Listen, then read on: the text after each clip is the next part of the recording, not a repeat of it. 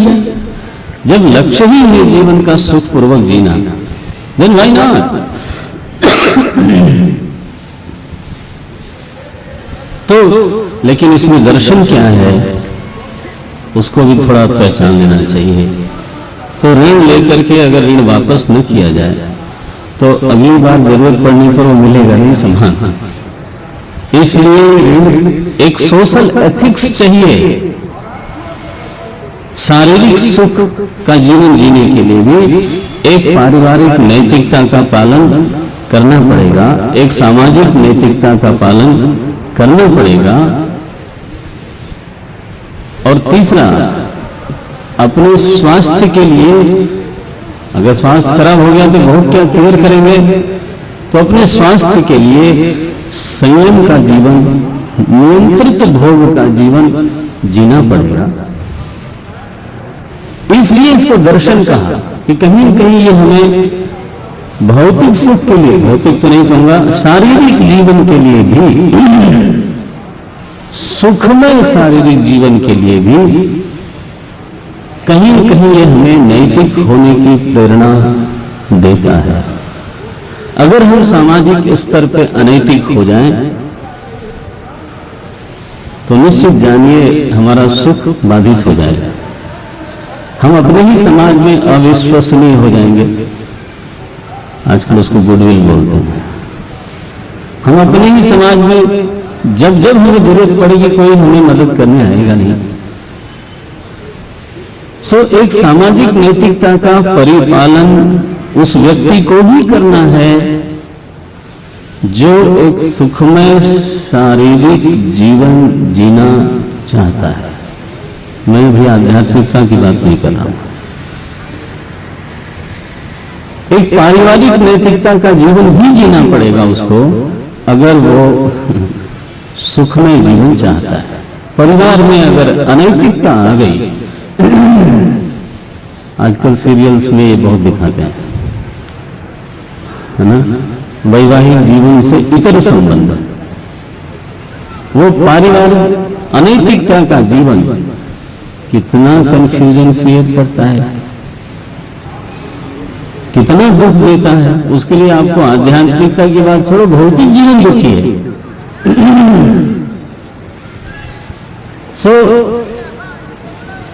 जब हम इस मान्यता को स्वीकार कर लेते हैं, हमें नहीं लगता है कि हम कोई जीव आत्मा है या कोई शुद्ध आत्मा है। इस तरह की बात सोचने में कई बार हमें एक बड़ा व्यवहारिकता लगती है। तो भी चलो इस मान्यता को तो कम से कम स्वीकार किया जाए कि आप देहात्मा हो, मनुष्य हो, और इसलिए आपका लक्ष्य है कि मरण पर्यंत हम सुख से रहें, यावत जीवे, एटलीस्ट यावत जीवे सुखम जीवे। जब तक जीवन है तब तक तो सुख रहे, सुख सुविधा बनी रहे।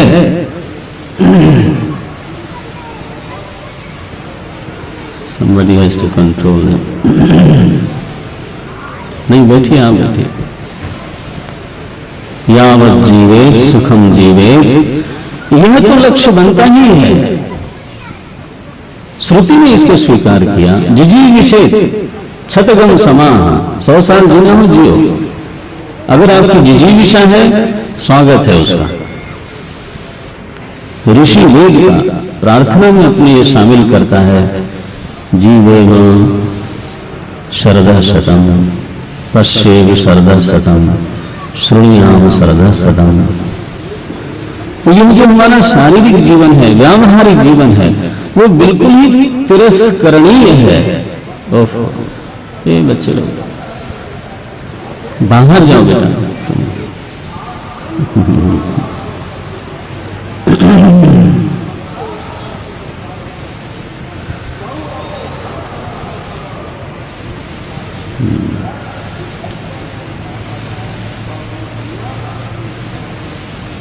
बस ठीक है।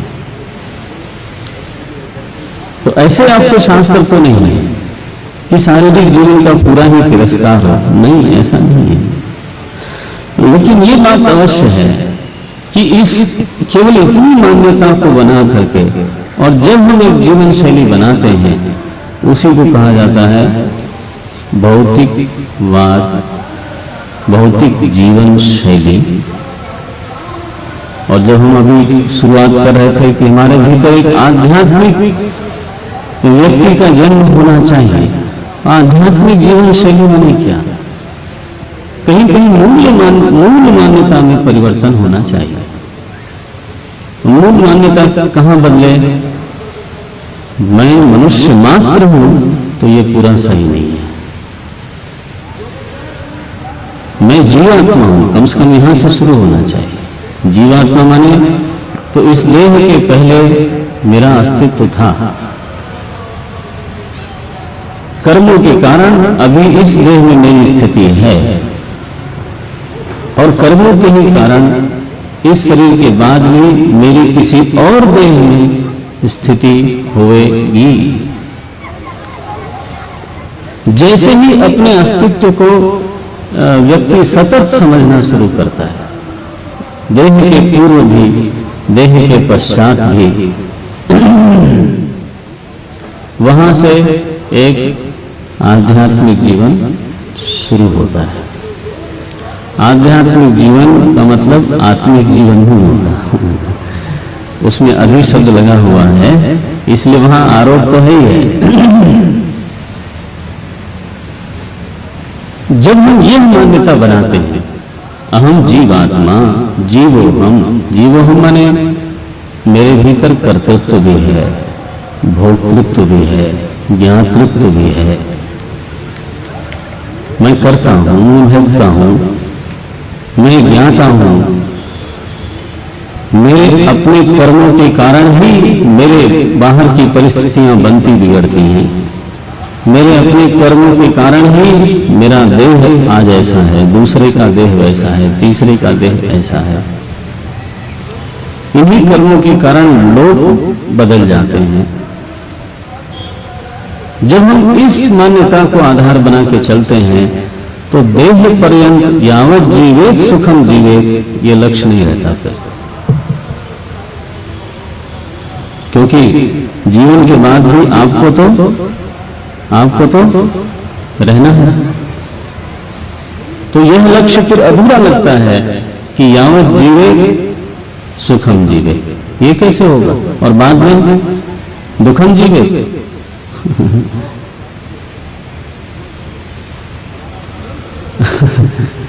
यह तो नहीं बनेगा। लक्ष्य बदला फिर कि न केवल इसी जीवन में, इसी देह पर्यंत के जीवन में सुखी रहें, बल्कि इसके बाद भी हमारा जीवन सुखमय हो, शोभन हो, यशस्वी हो। अब लक्ष्य बदला तो जीवन शैली बदली फिर। अब वह व्यक्ति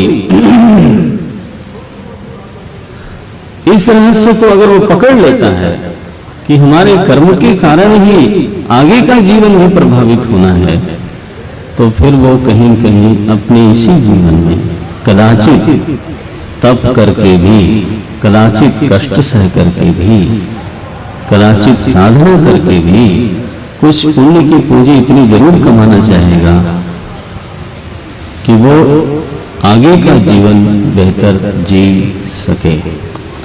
कि अपना कमाया हुआ धन हम कभी दान देते हैं, मेहनत से कमाया हुआ धन कभी हम दान देते हैं, किस लिए देते हैं? बोले हमें तो ऐसा कोई आ गया हमारा परिचित और उसके प्रेशर में आकर के अब चंदा देना ही था, क्या किया जाए। आजकल दान ऐसे भी होता है, प्राय होता है, ठीक है, किसी के कहने से, किसी का उसका मान रखने के लिए, क्योंकि हमें भी कभी उनसे काम पड़ सकता है। तो दान का प्रयोजक, दान का प्रेरक तत्व तो ये बनाना, ये पूरा नहीं है। या फिर कभी कभी ऐसा भी होता है कि दया आई किसी पर, लगा कि हमारे आसपास कुछ होना चाहिए, कभी ऐसा भी लगता है कि कुछ अब धन हो गया, एक जीवन का स्तर बन गया, अब समाज में प्रतिष्ठा चाहिए। जब पेट भरने लगता है तो प्रतिष्ठा की नई भूख जगती है। वो भी एक सच्चाई है जीवन की। और आप जानते हो कि धन रखने से प्रतिष्ठा नहीं होती। यशो में गतम दिक्षु दानव प्रतापात, खर्च करने से प्रतिष्ठा बढ़ती है। तो वो भी कई बार प्रेरणा बनती है। ये बहुत अच्छी प्रेरणा नहीं है प्रेरणा, लेकिन बहुत अच्छी नहीं है। कहीं इसके भीतर यह भाव भी हो है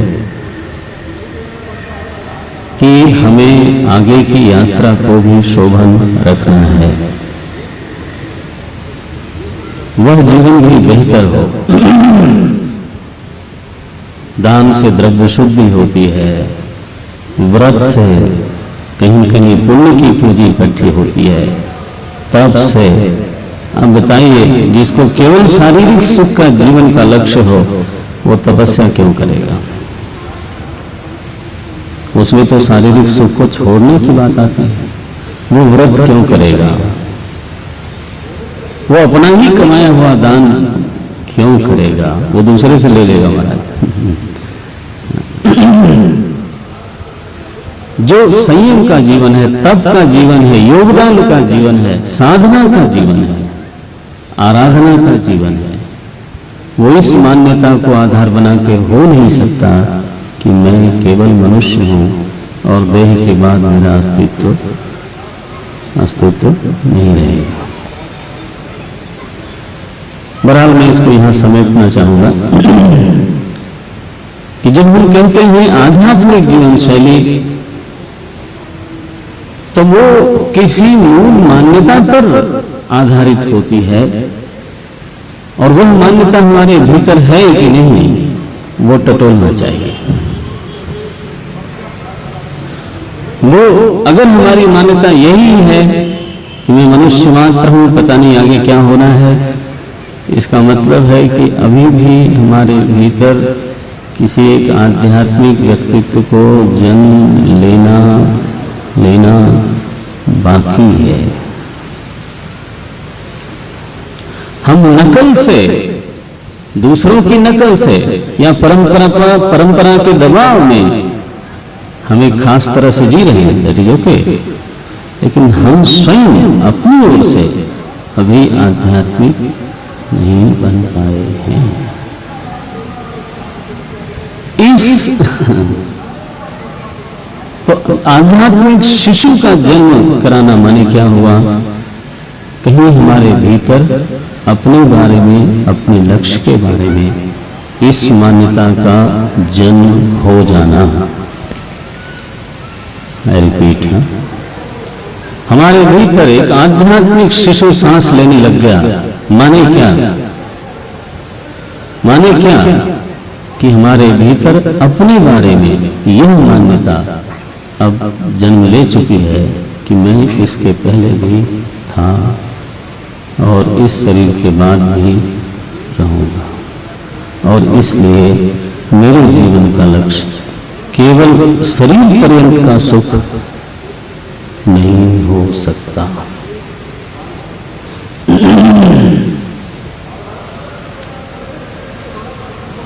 धर्म हमारे पूंजी में होना चाहिए, पुण्य हमारी पूंजी में होना चाहिए, क्योंकि बिना पुण्य के परलोक माने इस लोक के अलावा परलोक में हमारा यह पैसा चलता ही नहीं है। पुण्य इज द ओनली डॉलर जो उस लोक में भी चलता है। असल में अगर हमें यह समझ में आ जाए, जैसे हम लोग धन चाहते हैं, क्यों चाहते हैं? क्योंकि हमारा ये पूरा विश्वास है, समझ है कि धन के द्वारा हम चाहें तो सारी सुख सुविधाएं खरीद सकते हैं।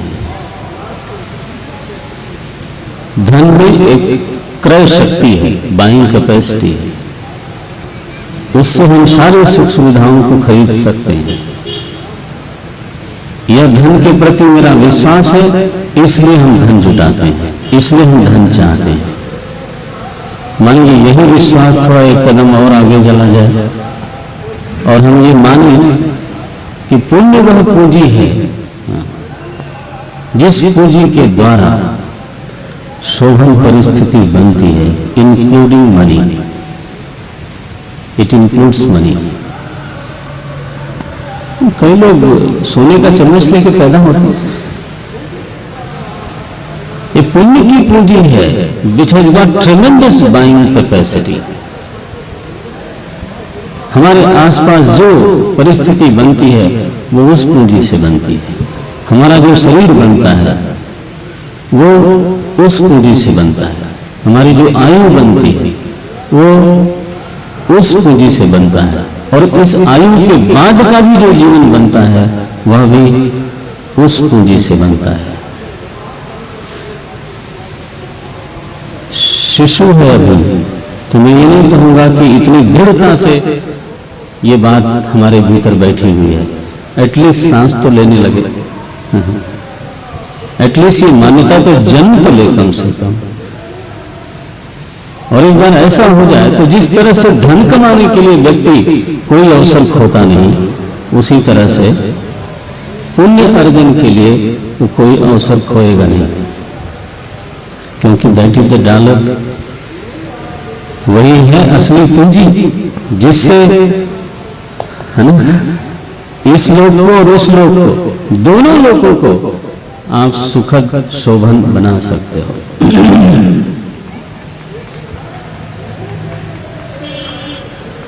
है ना, वेद में आया एही इति आहुतयो वदन्ति।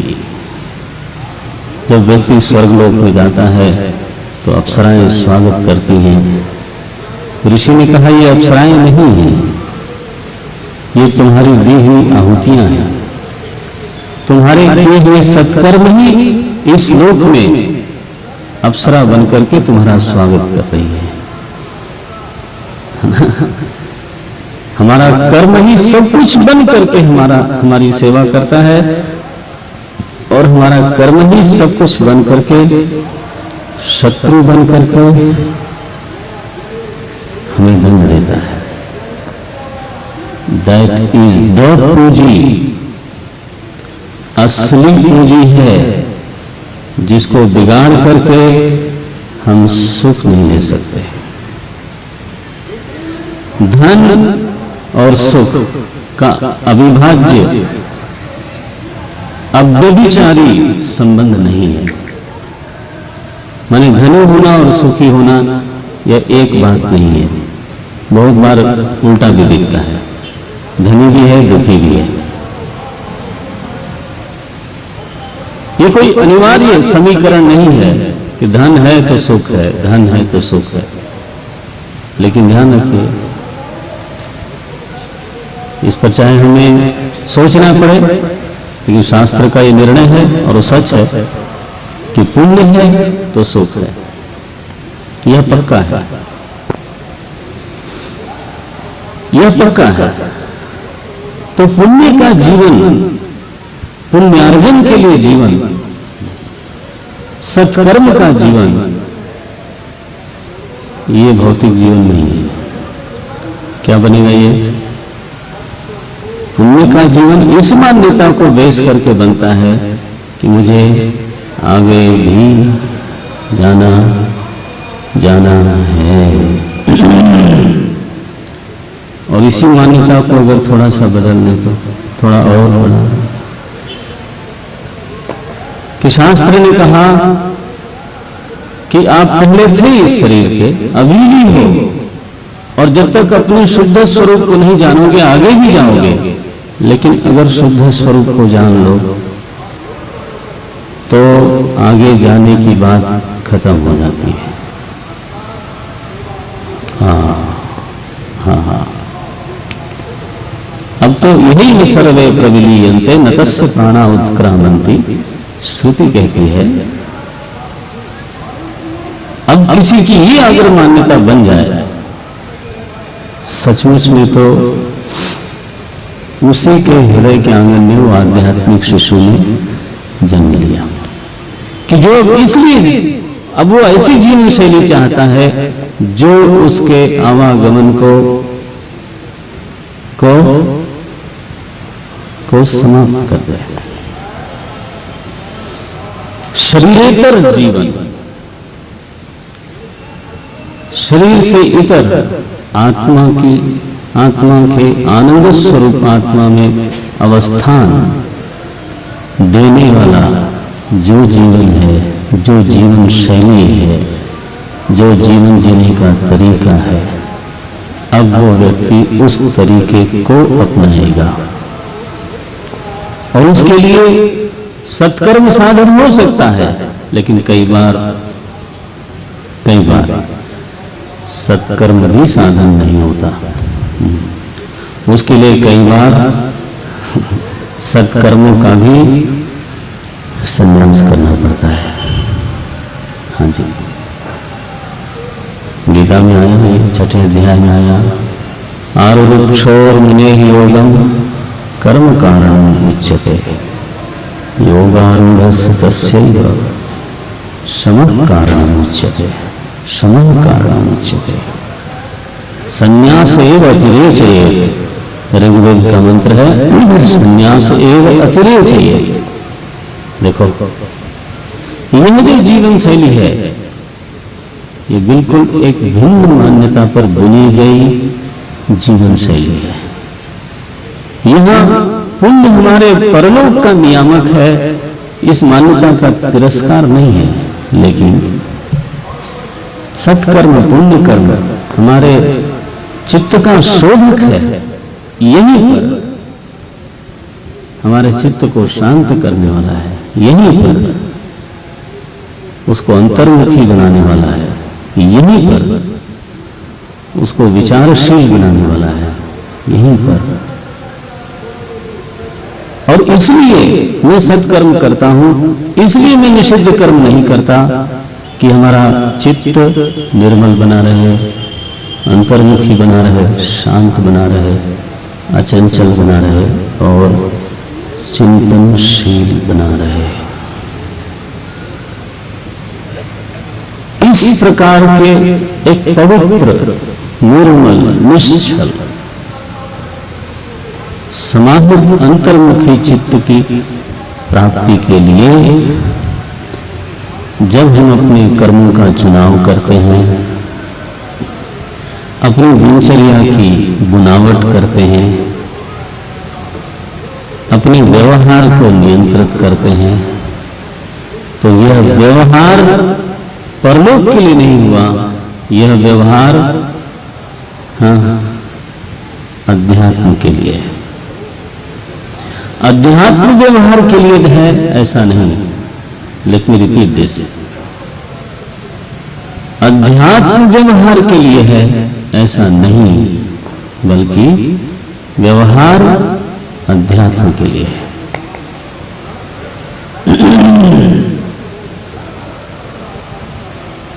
स्वरूप में अवस्थान के लिए निश्चल चित्त चाहिए। भगवान गोस्वामी जी ने लिखा, भगवान के मुंह से कहलाया रामायण में, निर्मल मन जन सो मोहि पावा, मोह कपट छल छिद्र न भावा। बोले ये दुनिया में जो चतुराई इत्यादि की बातें हैं, वो कहीं शायद सफलता देती होंगी, अब आप चाहें तो किसी कैटेगरी में उसको डाल दो। वो भौतिक जीवन में शायद कुछ कारगर यंत्र हो, लेकिन आध्यात्मिक जीवन में वो एक बड़ा बाधक यंत्र है। और असली आध्यात्मिक जीवन में तो गड़बड़ है, क्योंकि यहां तो जो साधन चाहिए वो है निर्मल मन जन सो मोहि पावा, मोहि कपट छल छिद्र न भावा। ऐसे अंतःकरण का निर्माण जिस व्यवहार से होता है, वो व्यवहार हमको चाहिए। और ऐसा अंतःकरण बिगड़ता हो जिस व्यवहार से, है ना, वो व्यवहार अगर बड़ा कीमती भी दिखता हो, तो भी जब हम उसको छोड़ते हैं, छोड़ने के लिए राजी हो जाते हैं, उसी को कहा जाता है आध्यात्मिक जीवन। आध्यात्मिक जीवन इस शिशु का इस शिशु को जन्म देने वाली जो जननी है ना, वो कौन है? वो गीता है। इस शिशु का जन्म ऐसे वैसे नहीं हो सकता। इस शिशु का परिपालन करने वाली कौन है? भगवद गीता है। इस शिशु का संवर्धन करने वाली भगवद गीता है। इस शिशु को भोजन देने वाली, विचारों की का भोजन देने वाली भगवद गीता है। और यह शिशु ही बोलता है हमारे आपके भीतर वाला, हे अम्ब, हे अम्ब त्वाम अनुसंधामी, मैं अपने आप को आपसे जोड़ता हूं, जिससे कि मेरा भीतरी व्यक्तित्व, भीतर का जो आध्यात्मिक व्यक्ति है वो पले, वो बढ़े, वो पुष्ट हो। उसकी पुष्टि के लिए मैं आपकी शरण में आता हूं। हे अम्ब त्वाम अनुसंधामी, भगवद गीते भवद्वेषिणी, आप भव का उच्छेद करने वाली हो, मैं आपकी शरण में आता हूं। हम साधक लोग हैं तो अपने संबंधों को भगवद गीता के साथ जरा साफ रखना चाहिए और जागृत रखना चाहिए। साधकों के जीवन में भगवद गीता एक साधारण किताब नहीं है। ये उसके आध्यात्मिक जीवन के लिए पालन करने वाली, पोषण करने वाली मां जैसी है। इसकी शरण में उसी भाव से जाना चाहिए। आज समय हो गया, कल से हम इस पर चर्चा करेंगे। थोड़ा सारांश भगवद गीता का थोड़ा थोड़ा करके इसी आध्यात्मिक व्यक्ति के लिए भगवद गीता का मुख्य माने उपदेश का मुख्य हिस्सा उसी मिल जाएगा। आगे के दिनों में ऐसा हम देखेंगे। धन्यवाद। हरिओम। सुबह 7:30 से पूर्णस्य पूर्णमादाय पूर्णमेवावशिष्यते।